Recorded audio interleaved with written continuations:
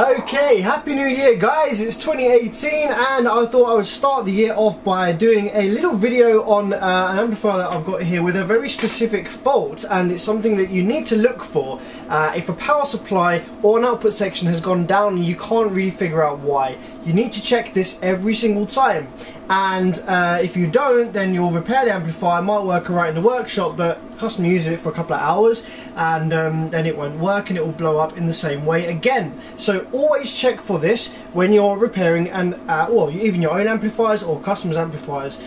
Transformers and inductors, we all know that they can short circuit. Under vibration is the most common cause for these to die or have a short circuit on them, and when they short, either the inductor will short to another lead, or it will short to the core and through, or the transformer will short to another winding or short itself so that it's no longer a wind, it's literally just a short, and when this happens the protection circuit doesn't often pick it up quick enough.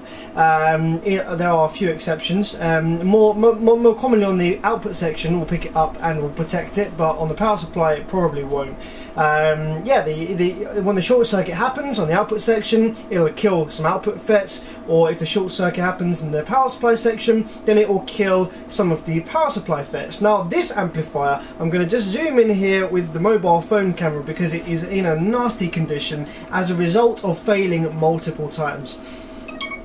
So let's have a look what we've got going on here. The power supply is consisted of two transformers. So we've got two halves of the power supply. We've got this transformer which is driven by 1, 2, 3, 4, 5, 6 FETs, and then we have the second transformer here which is driven by 1, 2, 3, 4, 5, 6 FETs, and then we have the rectifiers for the transformer outputs next to each bank here. So this is the power supply section from here to here in two halves. This amplifier has blown now, I think it's 3 times, and it's actually very new. This amplifier is less than a year old and it blew within 10 minutes of being opened from factory and used.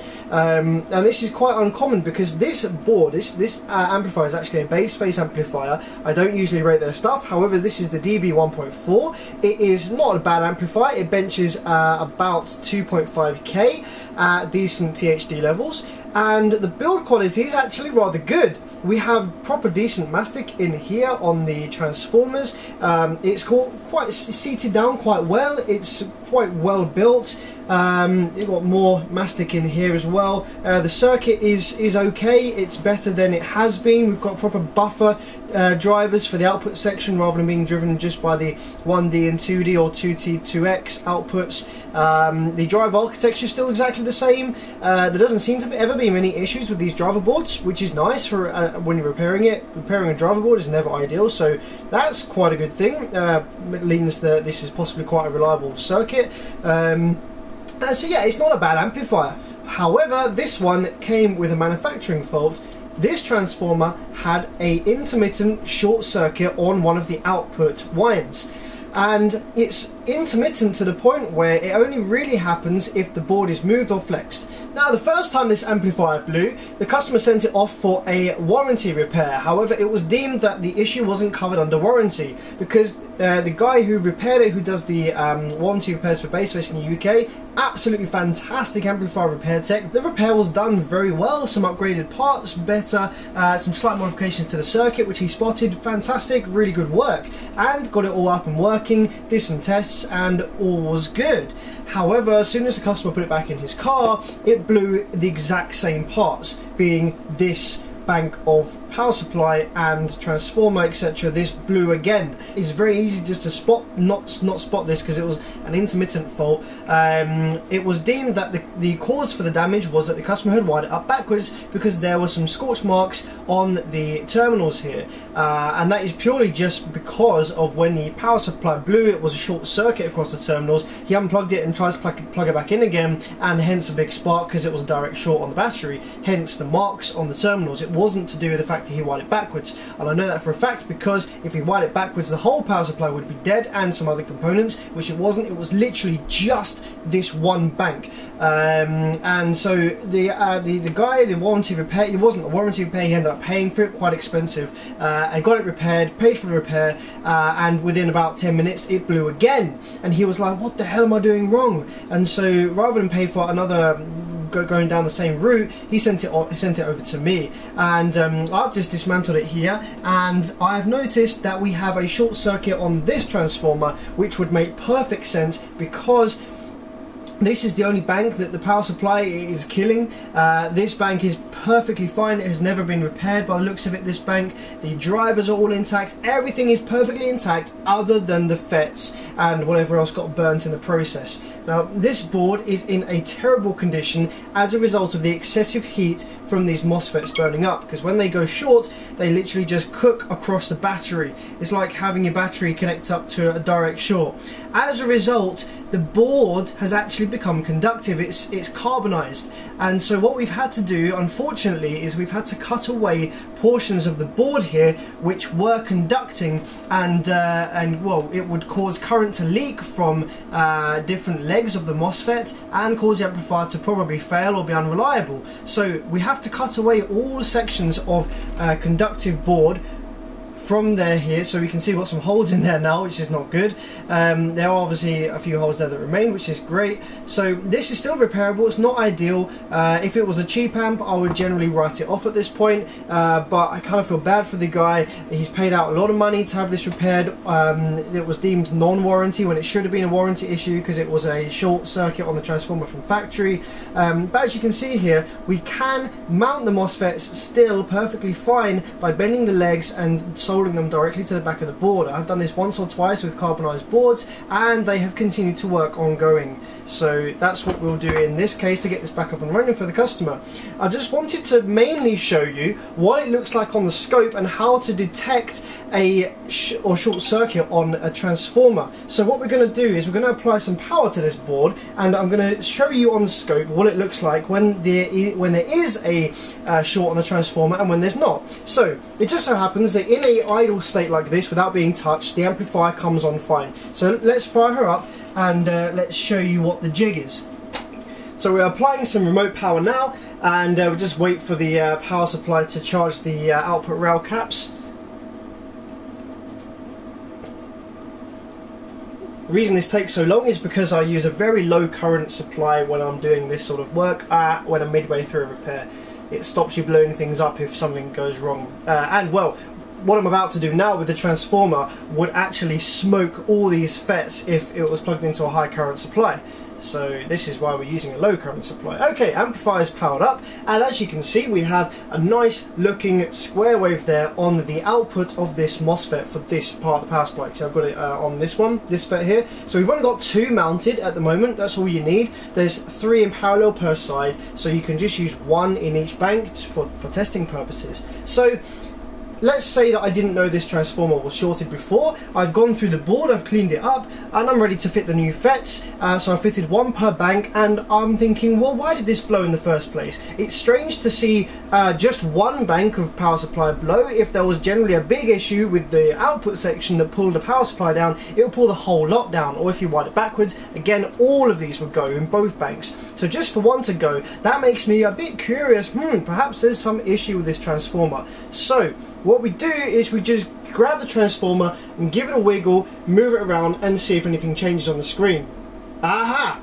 Did you see that there? So when I wiggle the transformer, we lost the drive and it went flat to a line with little bumps in it. And those little bumps, let me do it again. And let me hold it there so I can show you what it does. Where was the position that caused it to short? There it is. There it is. Okay, so you see that? So this is, I'm now holding the short.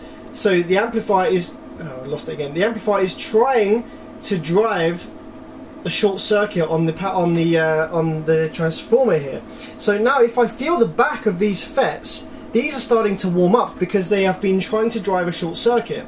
the only reason I can do this and not damage any components is because I'm using an incredibly low current power supply here. It's only 4 amps and 9 volts. There we go, look, continuous short circuit. So this is the amplifier now, it's in protection, it's trying to power up, but there's a short circuit on this transformer, and hence this is what it does. If I had this plugged into a battery right now, or a large current supply like the Dell power supplies, the second that short made contact, these FETs would go boof, and there'd be lots of smoke and it wouldn't be good. So yes, always use a low current supply. It allows you to test things like this, and these are getting pretty warm now, so obviously letting go of this amplifier, there's no short circuit anymore, but that is no good at all. We need to fix that. We can't have there being a short circuit there. As soon as the amplifier gets knocked or he goes over a speed bump or something like that, it will blow all the FETs again. So what we need to do is start the lengthy process of taking this transformer off the board, which I hate doing because it is so much solder and it's just a flipping nightmare.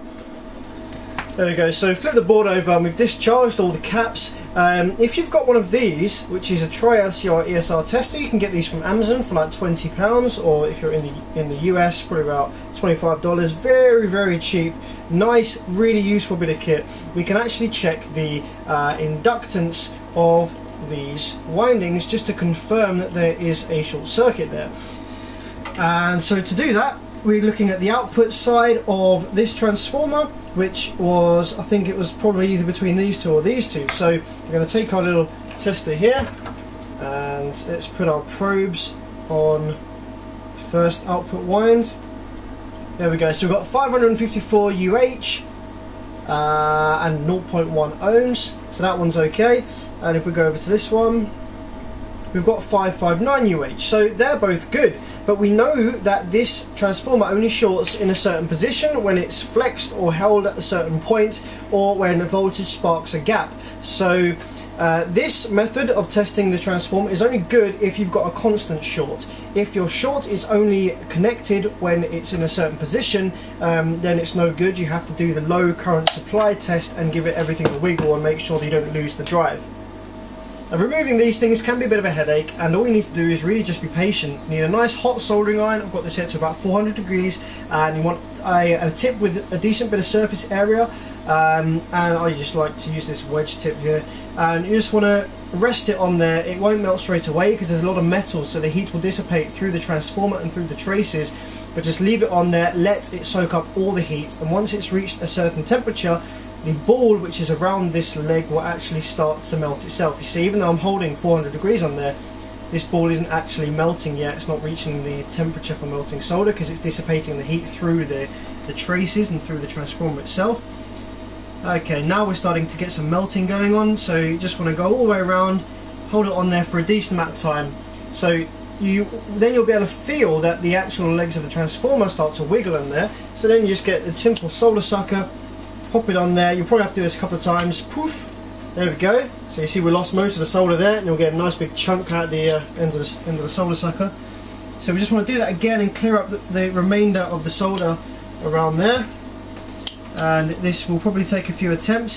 Sometimes you can't get it all with the solder sucker.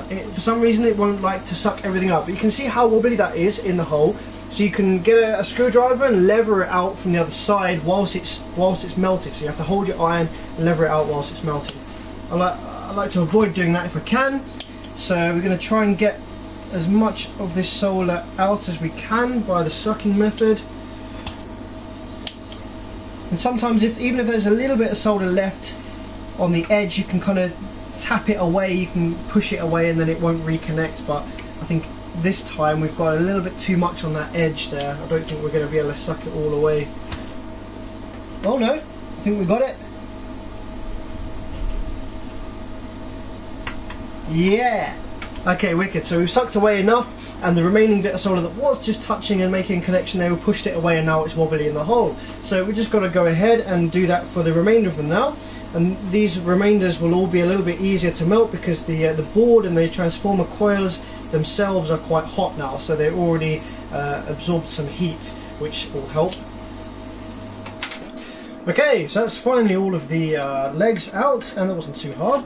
So what we need to do now is, this is stuck to the board with some silicone glue stuff, mastic, whatever you want to call it.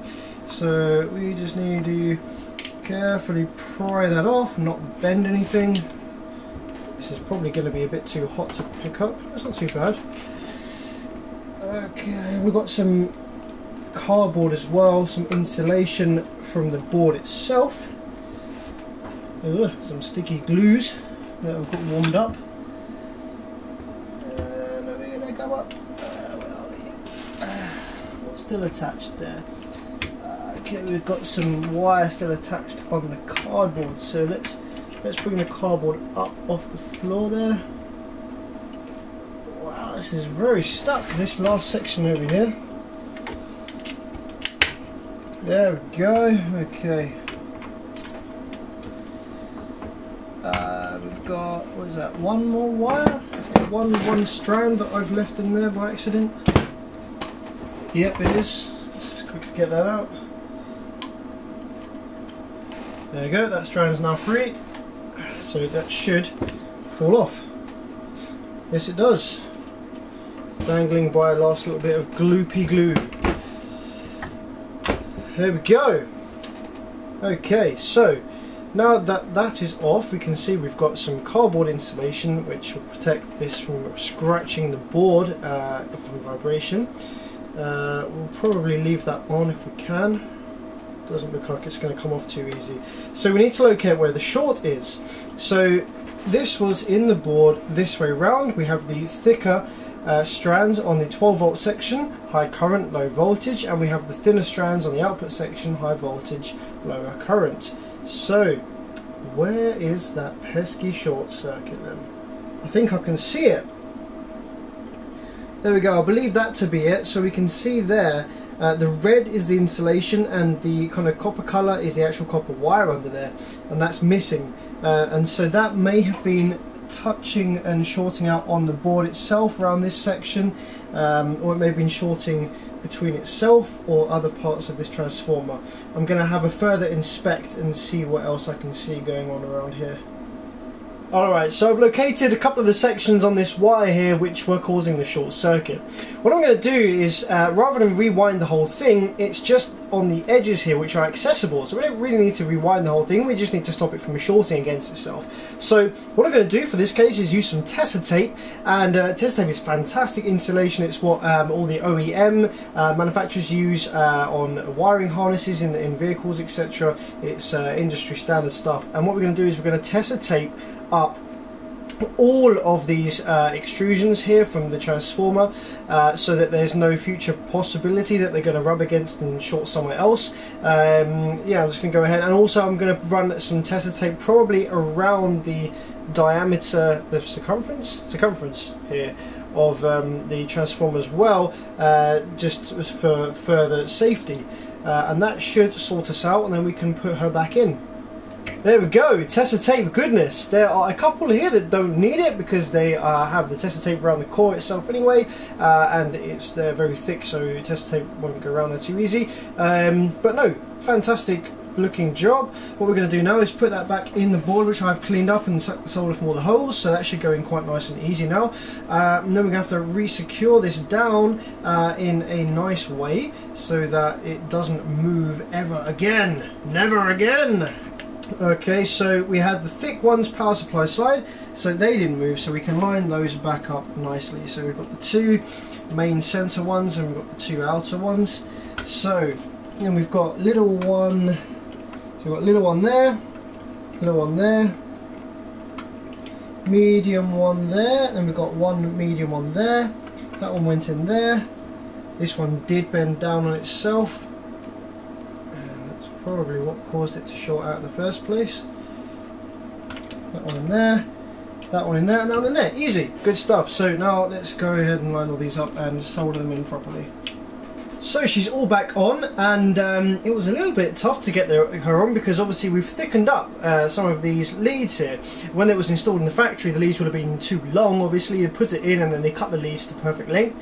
So where we've thickened them up by wrapping tessa tape around them, they were a little little bit difficult to get back in the holes, but we managed it. Had to push quite hard to get it back in, but it's not going anywhere now. We do need to put some nice glue on all of these leads here that are just pure solder.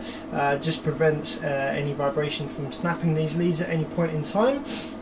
But yeah, now what we need to do is we need to fire her up and make sure that that has resolved the issue and that there's no more short circuit. Okay, so let's apply some remote and see what happens.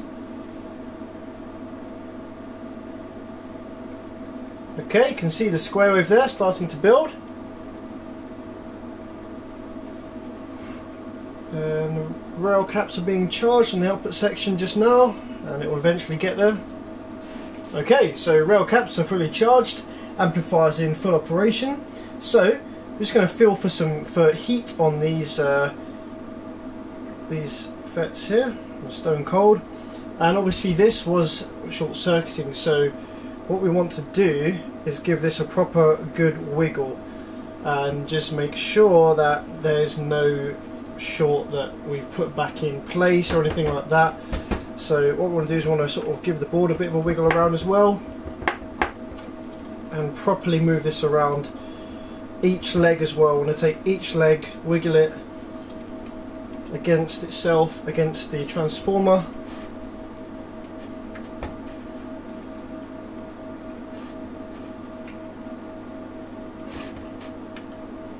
This was the one that had the short on it before. So I just need to make sure that's completely gone. Yep, that's completely gone, no more short circuit there. That's good. Now there's some heat coming from the transformer, but I believe that's from the soldering iron. So I'm going to leave this idle now for about 5 or 10 minutes and just make sure that this transformer cools down and that it's not actually heating up because there's something wrong with it. I think it's just residual heat from the soldering iron, which I believe it is. I got this for Christmas. This is an infrared temperature camera thing. It's fucking brilliant. It is really, really good. The only issue I have with it is that the infrared camera and the visible light camera are not aligned properly. So when you look at the screen, you have obviously what you're looking at, and then you have the glow, be it blue or red or yellow or white, etc., for the different temperatures, but the two images are not overlapped correctly. They are offset, which is no good, so this will be going back.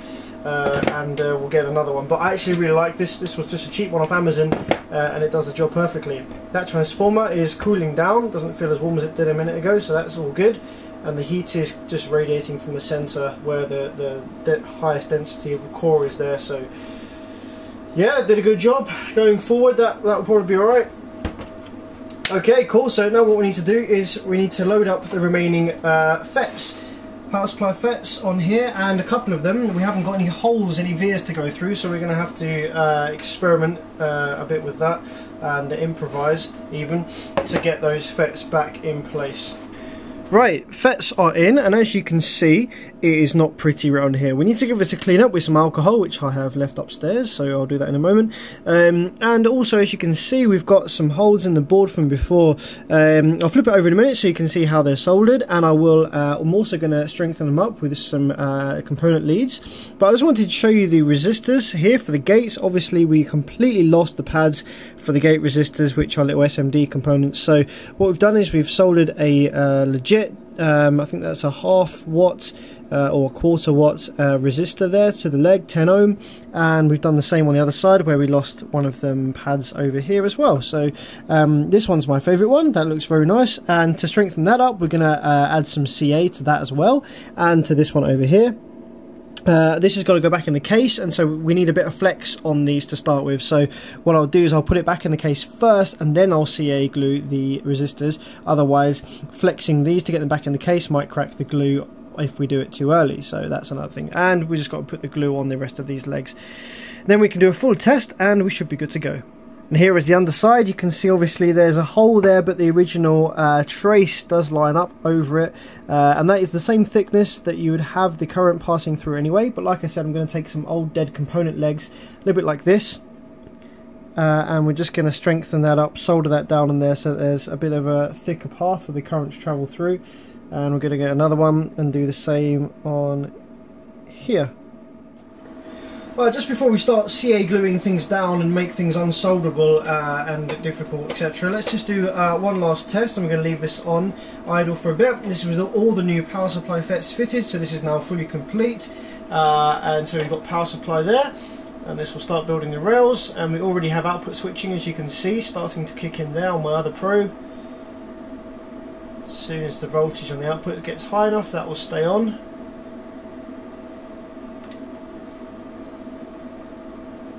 There we go. So we've got power supply switching here.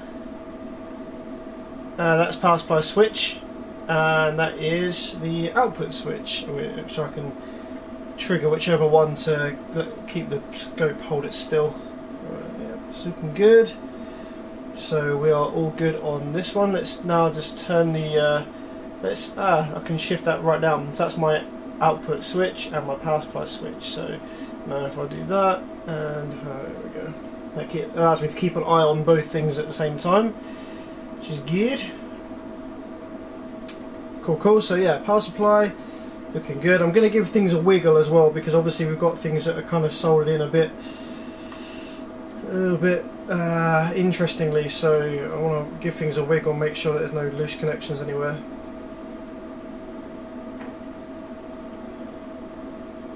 Yep, they're looking good. So we've got the drive on the gate here. Let's just do the drive.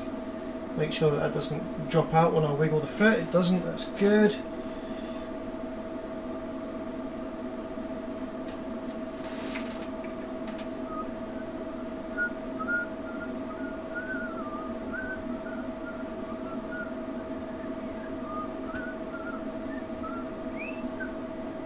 Cool, the drive is good on all of them, and it's not dropping out when I wiggle the FET either, which is good.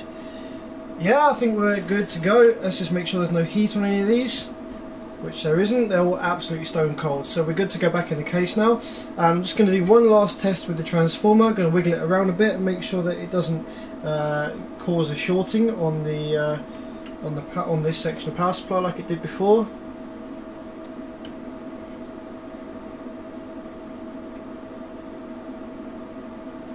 Tell you what, this scope was absolutely the best investment I've ever made. It is awesome. Absolutely love the thing. Now we're good. Giving that a proper good old wiggle around, don't I? I don't want to do too much bending with the board, because you can induce problems that weren't there in the first place. I was going to make sure that no matter how much wiggling this gets and vibration this gets, it doesn't short out on the transformer like it was before.